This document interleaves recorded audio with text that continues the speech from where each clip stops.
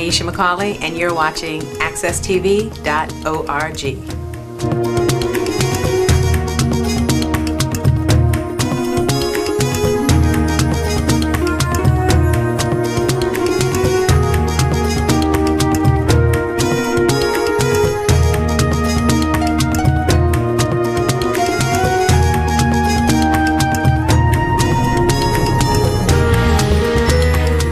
Hello, this is Cleo Duke Wright again at Miss Cleo Storytelling Corner, and I've just finished telling stories to our children. And I told them the story of Afro-American inventors. And one day I'm going to have Dr. Green, who gave me that story. I was very excited when I got it here because he loves and is very much interested in Afro-American history and is very knowledgeable, and I am excited to have him here. So one day when he has the time, he says he doesn't have Fridays, but we're going to get him here someday. I hope you have also told some stories in this week of your own history. I brought with me today Rent Party Jazz. I'm not going to tell this story, but do you remember rent parties? I'm sure most of us who are kind of on the middle-aged side remember rent parties. They were kind of going out in the 60s, 70s. There weren't too many of them, but when people couldn't pay their rent, you remember that, we had a rent party. And so I brought that to you.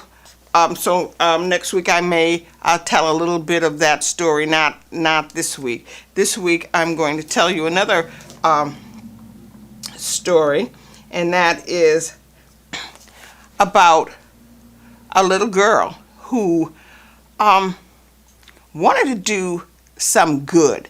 And when you tell these stories to your children, tell them stories that they can relate to and they will always remember.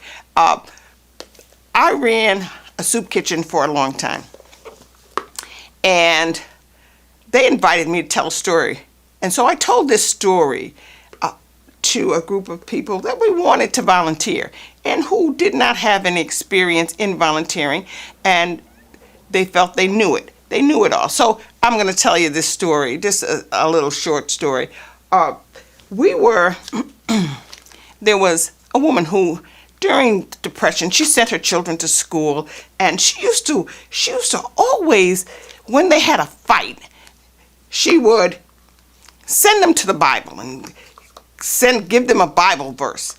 And oh, the daughter, she just was sick and tired of that. So one day, her and her brother had a horrible, horrible fight. And her mother sent her to the Bible. And she read the story in the Bible of Peter when Jesus said, "Peter, do you love me?" And Peter said, "Yes, I do." "Yeah, okay." She read this story. "Peter, do you love me?" "Yes, I do feed my sheep." "Peter, do you love me?" "Yes, I do feed my lamb." "Do this?" "Yes." "All right." And she read that story really fast, and she just go on and went about her business. Well, she grew up. And she got so into the community. And she raised her children, and they went off to college, and they did, but her daughter worked for a nonprofit and worked for a soup kitchen, and she did not like this at all. She said, "I did not raise you to go work in any kind of soup kitchen." "But Ma," she said, "you don't understand. These are people just like us. They have the talents. They have all of these things. Ma, you don't understand. You don't know." "I know that they're lazy and they don't want to work.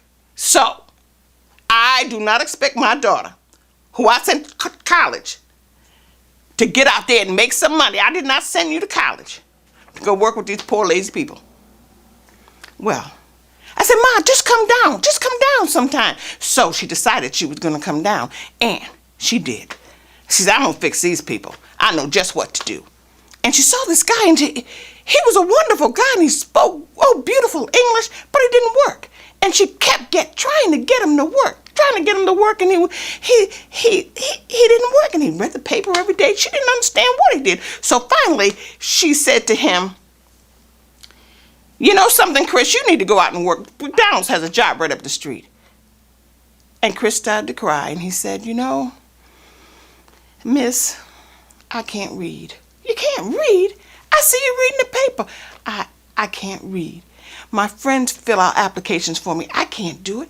And he said, "Well, how do you make it?" He said, "Look, I went to school. I couldn't read. They made so much fun of me. I just quit. And when I got into the street, they accepted me just the way I was. And so that's where I've been, because they don't make fun of me." So she tried to teach him how to read, and she couldn't. Chris could not read. And so she started helping more and more people. And she really got into it. And she loved the soup kitchen. And she loved these people. She couldn't understand how come she never understood that the only world was not hers. That people had all kinds of experiences, and there were reasons why they were there. And she learned that. And one night she was closing up the kitchen, the soup kitchen, and she was walking out the door and just about to turn off the light. You know what she heard? "Peter, do you love me?" And she started to tear up. And she closed the door and she said, "Yes, Lord, I do." And she closed that door. And she was back the next day. Thank you for listening to me and these stories, personal stories that your children will remember. You have stories to teach your children. Remember your past. Remember your experiences. Share them with your children through stories. This is Miss Cleo, and I'm saying so long until next week. Read a little, write a little. Tell your child a story. Take care. See you next week.